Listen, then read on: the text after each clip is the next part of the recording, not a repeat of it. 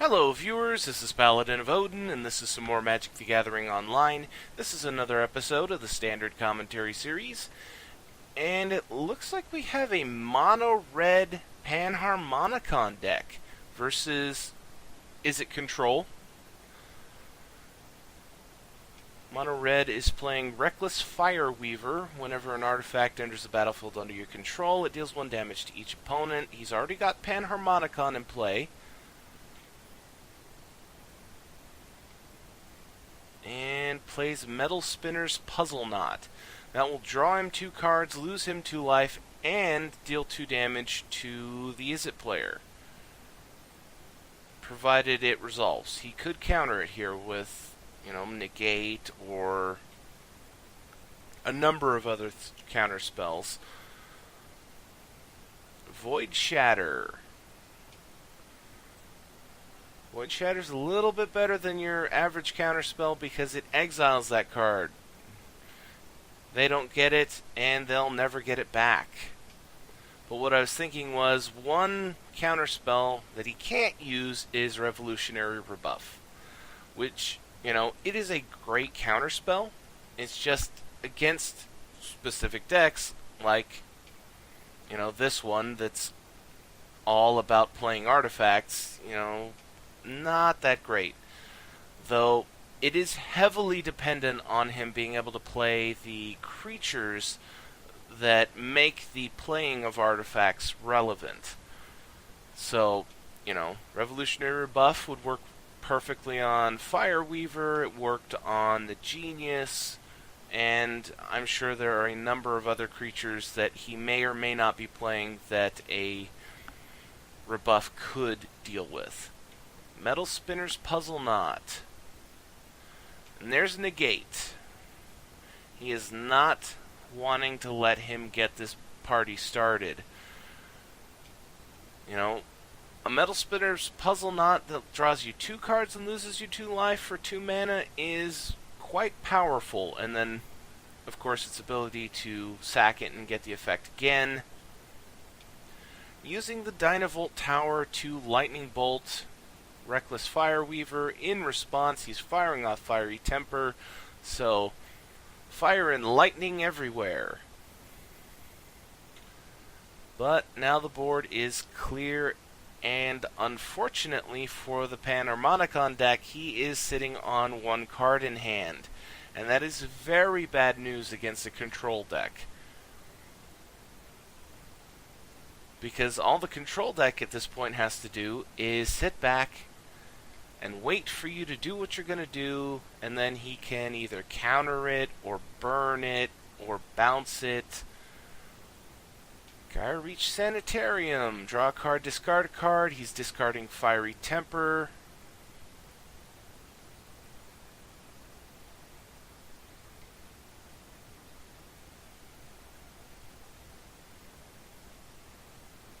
And passing the turn. End of turn, Izzet responds with Glimmer of Genius. So that'll be a net of 4 energy, and scry 2, draw 2. Still needs 2 more to activate the Dynavolt Tower, but at this point, Dynavolt Tower really isn't that important. So scry 2, and he puts both cards on the bottom.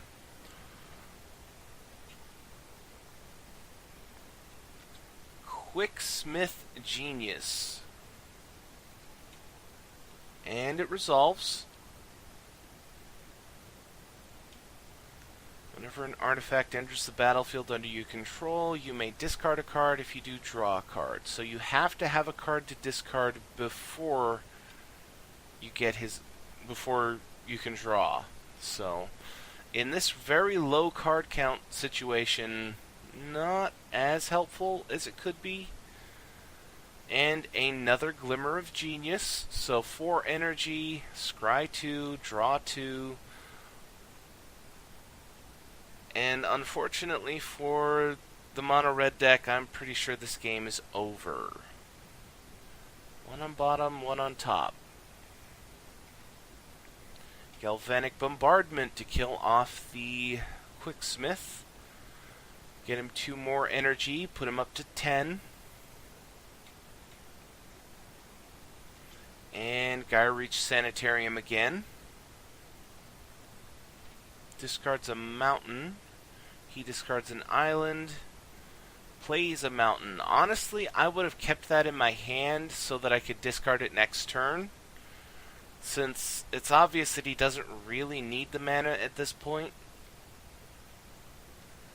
So end of turn, Torrential Gear Hulk. So here comes the muscle from Izzet.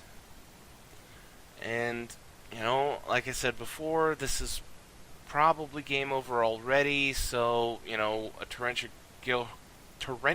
Gear Hulk, is going to just speed things up. And he grabs Glimmer of Genius again, which is a very good card for him in this situation. He's continuing to get more and more card advantage, but also, you know, the 4 energy, the 2 from the Glimmer and then 2 from Dynavolt Tower, by itself is almost enough to power an entire activation of Dynavolt Tower. So up to 14 energy. And he's going to use the tower here. That's 3 to the face. And it's his turn. Going against an open board, and your opponent only has 4 mana open and 1 card in hand. So this is pretty much your game at this point. Attacking in with the Gear Hulk.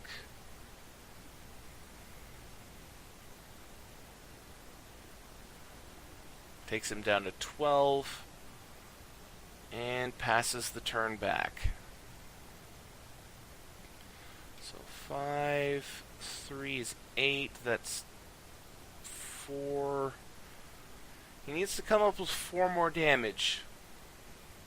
Or just have another turn. At this rate, he's guaranteed to win in 2 turns. So red has to do something here or on his next turn. Discards Welding Sparks. 3 damage to target or X damage, where X is 3 plus the number of artifacts you control. End of turn, another Torrential Gear Hulk, and that's the game. 2 5-power creatures is 10 damage, 1 Lightning Bolt is total of 13. And he goes for Glimmer of Genius again because it's the best play here. 2 more cards, 4 more energy, just like the last time. And Lightning Bolt at the end of turn takes him down to 9. And he concedes. Unfortunately for the mono red deck, this game was almost over already when I started watching this game. Little did I know at the time.